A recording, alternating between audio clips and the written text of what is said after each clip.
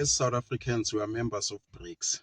But if you had to ask a man in the street, Uguti, what is the benefit, the economic benefit, other than politicians who have betrayed South Africa? What is the benefit? Other than the benefit that has accrued to politicians, who've allowed China to swallow us, signing treaties, go WTO, surrendering our country to China, because in China, their companies are state-owned and they subsidize their companies. They've got cheap labor because they've allowed the world to come and invest and exploit their people because of their communistic domestic administration. But they've opened it up so that they can collapse the rest of the world manufacturing industries like they've collapsed us.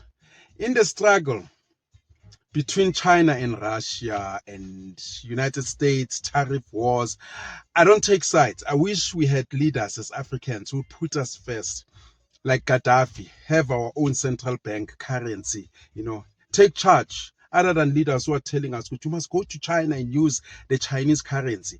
I cannot move from Western imperialism and adopt the Eastern imperialism. And Donald Trump, I do understand him because he's putting his people first, tariffs, because he's saying American companies are going to manufacture in China, Indonesia, Mexico, and they still wanted to be treated like American companies, and they're employing no one in the manufacturing of their products. Therefore, it's going to hit them with tariffs. And also with China, because he's saying, Chinese, they're not even buying other people's products. They steal your IP. They have this reverse engineering, manufacture your products, and make them better and sell it to you. They don't buy your product. They take your raw materials like they do in Africa. We're not benefiting. So I lean towards states, though I am neutral, but I understand what is Trump saying, about the Chinese. They are exploiters. So I don't take sides. I wish that we could be neutral. The same way between Israel and Palestine.